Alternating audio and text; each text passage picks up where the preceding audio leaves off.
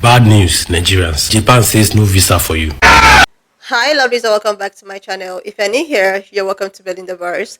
Don't forget to please subscribe to this channel, turn on notifications so that anytime I upload a video, you will be the first person to be notified. To my returning subscribers, to those people that share my videos, leave commentaries, and also educate each and every one of us, you guys are the real MVP. Alright lovelies, let's dive into today's video. Japan wants to make a deal with Africa, and I think everybody should hear this. So Japan is facing a very big problem because their population comprises of so many people who are aged, very old people in Japan. And in this case, Japan is saying that it does not have a workforce. So they need Africans to go to Japan, to work in Japan, and also help with this problem because they don't have a young, vibrant generation. But let me tell you, there are so many conditions they have put which you won't believe. If these Africans travel to Japan, they are going to live in 4 cities, and these 4 cities have been designated only for Africans. Each city with one African nation, and these African nations should not mix inside Japan. And what is even shocking, they don't want these Africans to mix with the Japanese. So they will have designated cities which they are going to live there, and there is no going out. So Japan is defending this and saying that it is for mutual benefit. But the question is, could this be type of segregation in which the Africans are going to live on their own and the Japanese on their own? Japan wants to make a deal with Africa, and I think 日本はアフリカの皆さんと共に笑い、共に泣き、共に汗をかきながらアフリカが直面する課題の解決に一つ一つ取り組んでまいります。Konnichiwa! The Japanese government wants to bring African immigrants in Japan to help them populate their nation. Why? Because Japan is having a decline in their population. The vast majority of people in Japan are old. They don't have young people. They need some black Africans to go over there and their population. After carefully reviewing this offer from the Japanese government, I am pleased to let you know that we are coming to Japan. But we have a few demands. Number 1, are we allowed to become samurais? Can we become black samurais? Number 2, are we gonna get a black Pikachu? Number 3, are we gonna get more representation in anime? For example, okay, One Piece will be a great place to start. And number 4, are we gonna get some land? Because as soon as I arrive, I'm gonna act like the lady in Pakistan. I'm not leaving unless you're giving me land and 2,000 or more. But we promise we will give you a whole lot of black Japanese. Bad news, Nigerians. Japan says no visa for you.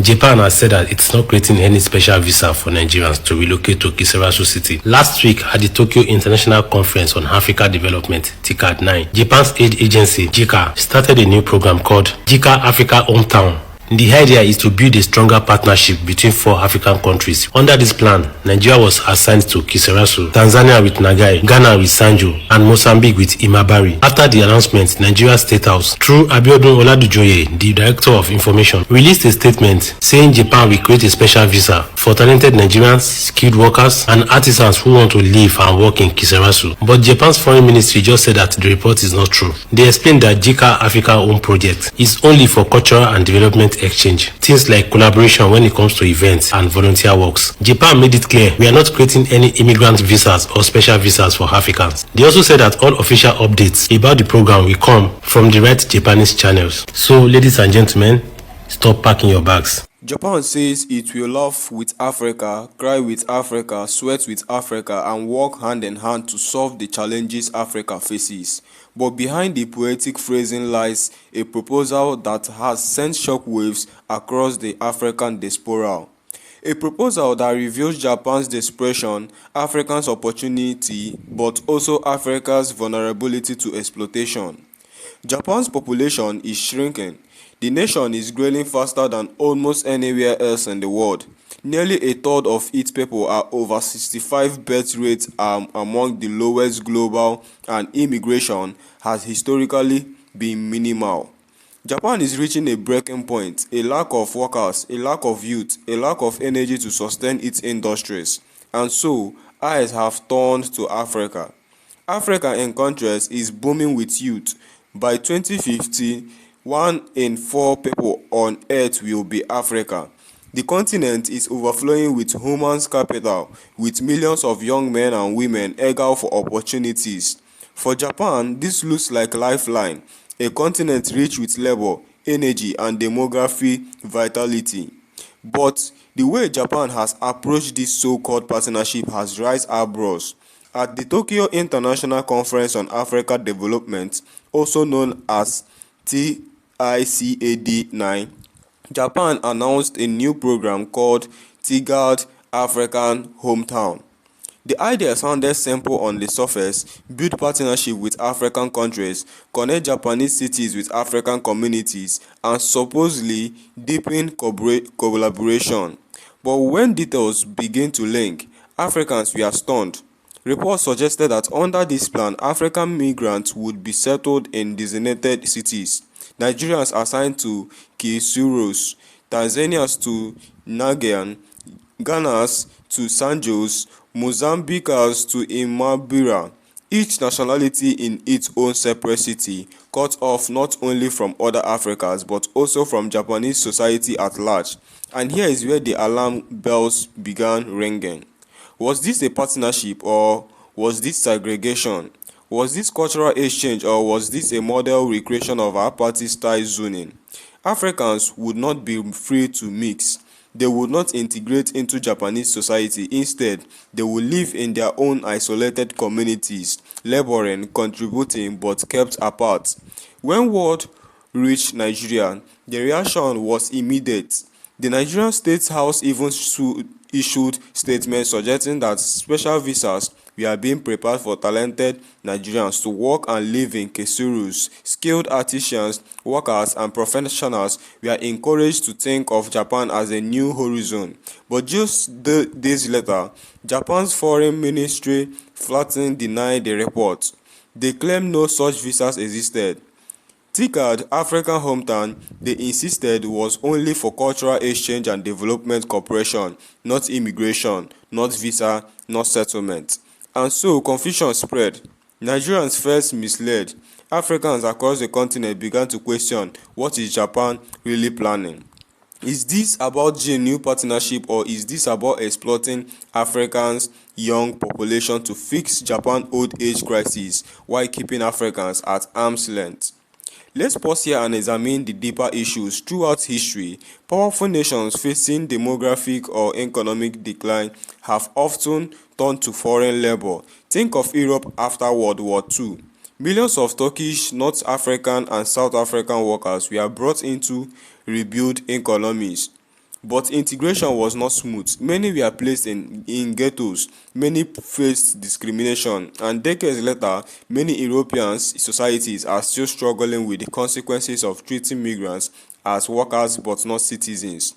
Japan risks repeating the same mistake, but in a much more raging and explicit way.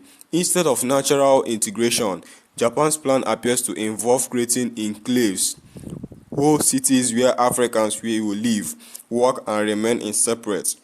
This is not partnership, this is containment. Africans are right to react with suspicion, because behind the polished speeches about laughing and crying together lies a hard truth. Japan needs Africa more than Africa needs Japan. Africa has the youth, Africa has the energy, Africa has the labor force. Japan is the one in crisis, and yet Japan wants to dictate the terms of this relationship. Think about the symbolism: 4 cities, 4 nationalities locked in place. No mixing, no integration. African reduced functionally unit of labor, not treated as people with aspiration, rights, and dignity. Is this different from colonial policies of the past, where Europeans divided African communities, set boundaries, and dictated who lived where? Now let's talk about Nigeria in particular. Nigerians have been told for years that they are among the most educated and entrepreneurial groups in diaspora. From the US to the UK, Nigerians excel in universities, businesses, and technology. Yet, here, Japan's denial of visa sends a strong message. You are good enough for exchange programs, for culture, for volunteerism, but not good enough for actual integration. That contradiction stinks. And beyond Nigeria, Africans in Ghana, Tanzanians, Mozambique, and across the continent are asking what kind of future is being imagined here. A future where African provides labor but never present. A future where Africans exist in Japan, but apart from Japan, that sounds less a partnership and more like a contentment strategy. We must also talk about the language floating across around these proposals. Some bizarre demands and comments have surfaced about black invaders, about black Pikachu, about getting land. Some of these sounds satirical, exaggerated, even absurd. But satire often reveals the truth. Africans are asking, if we go to Japan, we will be welcomed or we will be treated as intruders. We will be celebrated in culture or erased. We will gain opportunities or simply be boxed in. And here is the deeper irony. Japan has long exported anime, manga, and cultural products worldwide. Billions of African youth consume Japanese media. They grew up watching Naruto, Dragon Ball, One Piece, and Pikomo. But how often do they see themselves represented in those words? Barely, never. So when Africans jokingly ask for a black Pikachu or more presentation in anime, it is both satire and a serious demand. If Japan wants Africans people, it must also accept African identity, culture, and dignity.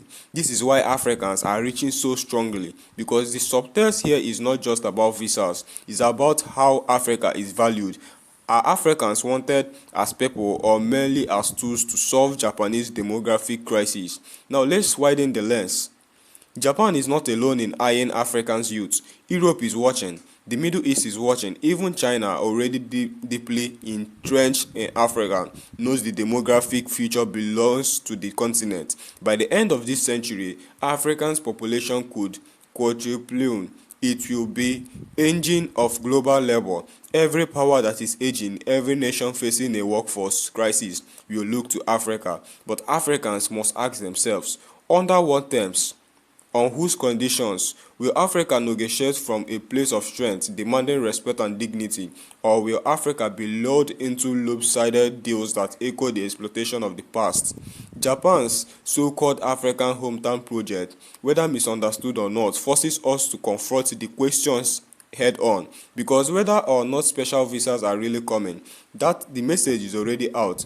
Africans are talking, Nigerians are reacting, Ghanaians, Tanzanians, and Mozambicans are questioning, and the diaspora worldwide is watching closely. At the end of the day, Japan cannot solve its crisis by importing labor without integration. Africans will not accept to be treated as aggregated labor units. The world has seen where the path leads: resentment, alienation, and long-term conflict. If Japan truly wants to laugh with Africa, cry with Africa, and sweat with Africa, then it must also live with Africa, not in a separate cities, not in an isolated zones, but as equal, as neighbors, as one people. Until then, Africans are right to remain skeptical, because behind the talk of partnership, what we will see looks like unity and more like segregation disguised as cooperation. And that, ladies and gentlemen, is why Africans are reacting. Because history has taught us one lesson clearly: when someone wants to labor but not your presence, your energy but not your humanity, your culture but not your dignity, you must think twice before signing the deal. And if you have watched up to this extent, thank you so much for all the love and support. Don't forget to please leave me your own thought in the comment section of what you think of this video. And please do not forget that we do not support any form of bullying and harassment. Alright, lovely. See you when I upload the next video.